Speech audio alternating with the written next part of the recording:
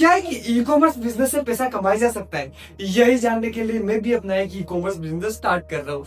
Hello guys, this side Paresh और आप सभी का स्वागत है इस नए वीडियो में। तो डे वन में मैंने एक इंस्टाग्राम अकाउंट बनाया, उसके लिए लोगो बनाया और प्रोफाइल कंप्लीट की। डे वन में मैंने ये काम किया। अब डे टू में बात थी एक अच्छा सा प्रोडक्ट फाइंड करने की, क्योंकि एक प्रोडक्ट ही डिसाइड करेगा कि आप प्रॉफिट करेंगे या लॉस करेंगे। एंड ऑफ द डे तक मुझे एक अच्छा सा प्रोडक्ट मिल गया जो मेरे ई कॉमर्स के लिए परफेक्ट था, क्योंकि यही मुझे आगे प्रॉफिट करके देने वाला है। तो एक प्रोडक्ट मिल गया, एक इंस्टाग्राम अकाउंट मिल गया। अब बारी थी प्रोडक्ट को फिजिकल लाने की। तो मैं गया मार्केट में मैंने 2-4 होलसेलर से बात की।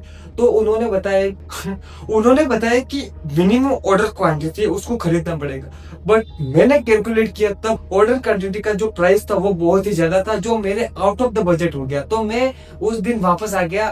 फिर मैंने सोचा कि मैं अब क्या कर सकता हूँ, क्योंकि इतने सारा खरीदने के जो बजट है वो मेरे पास था नहीं। तो मैं अगले दिन वापस मार्केट, जो छोटे होलसेलर होते हैं उनसे मिला। तो उन्होंने बोला कि आप 50 MOQ खरीदेंगे तो हम आपको दे देंगे। तो मैंने कैलकुलेट किया, तो मेरे बजट में, तो उसमें मेरा इन्वेस्टमेंट हुआ 2000 का।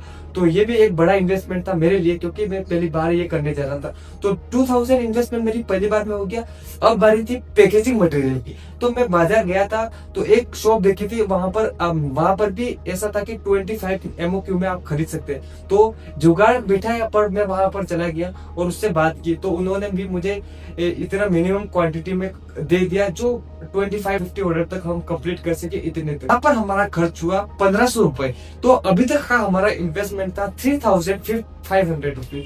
सो ये हमारा पहला इन्वेस्टमेंट था। तो अब मेरे पास प्रोडक्ट आ गए थे, एक इंस्टाग्राम अकाउंट था और पैकेजिंग मटेरियल, ये सब पड़ा हुआ था। अब बारी थी ऑर्डर्स लाने की।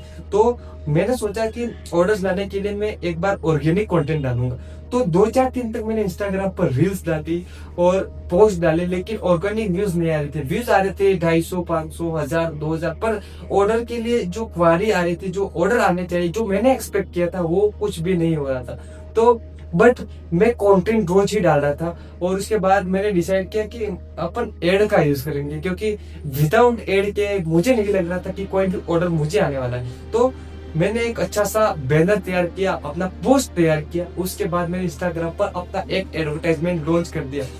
इंस्टाग्राम के साथ व्हाट्सएप बिजनेस अकाउंट भी जोड़ रखा था, जिससे कस्टमर इंस्टाग्राम की पोस्ट के थ्रू मेरे व्हाट्सएप पर कनेक्ट करते हैं और वहां से मैं कस्टमर को प्रोडक्ट के बारे में बताता हूँ, और वहां पर जो प्राइस, वहां पर कस्टमर की कंफर्मेशन लेता हूँ, और वहां पर जो डिलीवरी का जो सब सिस्टम है मेरा, वो सब मैं उनको समझाता हूँ, और वहां से मैं ऑर्डर कंफर्म करता हूँ। तो 2 बार मैं चेक करता हूँ। जैसे व्हाट्सएप पर एक बार ऑर्डर आता है, व्हाट्सएप बिजनेस पे एक बार ऑर्डर आता है, फिर उसके बाद में उसको कॉल करता हूँ। 2 स्टेप प्रोसेस रहता है, जिससे RTO कम होता है। तो ये सब करते पूरे मुझे 1 सप्ताह हो गया था।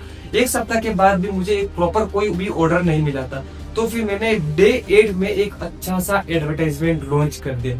अब शाम तक मेरे पास लगभग 15 ऑर्डर की कंफर्मेशन आ चुकी थी। मॉर्निंग में मैंने एक एडवर्टाइजमेंट लॉन्च कर दिया। इसके बाद मैं चला गया कॉलेज से आने के बाद मेरा जो एड था वो लाइव हो चुका था। अब शाम तक कस्टमर के ऑर्डर आना शुरू हो गए थे। तो मैं कस्टमर से 1 to 1 बात करता था और उनसे कंफर्मेशन लेता था। फिर उसके बाद अगले दिन मैं उनको कॉल करके एक 2 स्टेप कंफर्मेशन और ले लेता था, जिससे मेरा RTO को रेशो कम हो जाता था। इसके बाद अब बारी थी कस्टमर तक ये प्रोडक्ट पहुंचाने की। तो ये मैं कैसे करता था, तो मैंने शिप रॉकेट जो डिलीवरी ऐप है उस पर अपना अकाउंट बना लिया था, और जो मेरा पूरा अकाउंट सेटअप था वो मैंने कंप्लीट कर रखा था।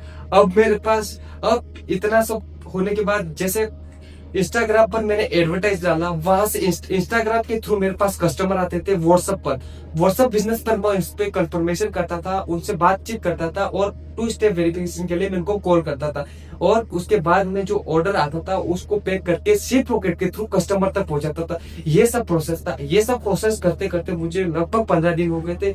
और फिर मेरा फर्स्ट एक्सपीरियंस था शिप रॉकेट पर, उसके बाद मेरे को समझ में आने लग गया कि कैसे प्रोडक्ट पैक करना है, कैसे शिप करना है, ये सब चीज मैं सीखने लग गया था। इसके बाद कस्टमर 15 दिनों के बाद से मुझे अच्छे ऑर्डर आने लग गए थे। लगभग अच्छे ऑर्डर से मतलब दिन में 2, 4, 5 ऑर्डर, क्योंकि मैं कॉलेज भी जाता हूँ और कॉलेज के बाद ये सब मैनेज करता, तो मेरे लिए ये इनफ था कि 5 ऑर्डर भी दिन के आ रहे। तो अब मुझे 20 दिन हो चुके थे हमारे ई कॉमर्स स्टार्टअप को बनाए हुए। विद इन द 20 डेज मैंने लगभग 35 ऑर्डर कस्टमर तक पहुंचा दिए। और हैरानी की बात ये थी कि मेरा आरटीओ रेशो 0% था, क्योंकि मैं कस्टमर से 2 स्टेप वेरिफिकेशन करता था और उनको पुश करता था कि प्रीपेड ऑर्डर कर। और ये मेरे लिए एक अच्छी अचीवमेंट कह सकते हैं कि एक आरटीओ नया, एक आरटीओ आने वाला था, बट उसमें कुछ कस्टमर को फिर मैंने कन्विंस कर लिया और ये सब होने से बच गया। इन्वेस्टमेंट जो मैंने किया था उसका जो ऑर्डर वैल्यू थी लगभग थी 11,950 रुपीज की लमसम। और मैंने जो इन्वेस्टमेंट किया था एडवर्टाइजमेंट, उसमें ये जो प्रोडक्ट कॉस्ट में, शिपिंग में, ये सब लगा के लगभग 6,000-7,000 की मेरी इन्वेस्टमेंट थी। और मैंने प्रॉफिट लगभग 4,500 तक प्रॉफिट कर लिया था। सीधा 25 मैंने 25 दिनों में किया। और उसके लिए मुझे बहुत ही प्रॉब्लम हुई थी, बहुत स्ट्रगल करना पड़ा था। और कई बार तो मुझे ये लग रहा था कि ये बहुत सारा फालतू का प्रोडक्ट्स में ले आया हूँ या इतना पैसा फंस गया, लेकिन डेडिकेशन थी। 25 दिनों तक मैं लगा रहा और जो पैसा लगना था मैंने लगाता रहा कि या तो अर्न करूंगा या बर्न करूंगा, ये सब यही मेरे मन में था। और इंस्टाग्राम पर मेरा डे 1 से डे 30 तक का पूरा शेड्यूल, मतलब पूरे रील्स अपलोड है। डे 1 में मैंने क्या किया, डे 2 में पूरा प्रॉपर वीडियो अगर देखना है तो इंस्टाग्राम के लिंक बायो में है और ये डिस्प्ले पर नेम है, वहां पर भी आप जाके चेक कर सकते हैं इंस्टाग्राम पर। इतने दिनों में फिर मैंने इतना प्रॉफिट किया। तो ये बिजनेस प्रॉफिटेबल है, बट एक प्रॉपर स्ट्रेटेजी होनी चाहिए, एक प्रॉपर गाइडेंस होनी चाहिए। तो ये सब रिसर्च करके ही करना चाहिए। इसके बाद अभी भी मेरा जो ई कॉमर्स बिजनेस है वो चल रहा है कि ई कॉमर्स बिजनेस है वो प्रॉफिट में चल रहा है। और जो इन्वेस्टमेंट अमाउंट से जो प्रॉफिट अमाउंट था उसके अप डाउन में हो चुका हूँ। तो ये अभी भी चलेगा और मैं उसको आगे और कंटिन्यू करूंगा। तो आज की वीडियो में मैं बस इतना ही, और पार्ट 2 के लिए आप कमेंट कर सकते हैं। और अगले वीडियो में मैं उसको और भी बूस्ट करने वाला हूँ और प्रोडक्ट ढूंढने वाला हूँ। आगे वाले वीडियोस में मैं और भी चैलेंजेस लूंगा कि मैं उसको 1 लाख की सेल तक, 10 लाख की सेल तक कैसे ले जाऊंगा। तो ये आपको आगे के वीडियोस में देखने को मिलने वाला है। तो आगे के वीडियोस के लिए सिंपली एक वीडियो को लाइक कर दीजिए और यूट्यूब चैनल सब्सक्राइब कर दीजिए। Thanks for watching. मिलते हैं अगले वीडियोस में।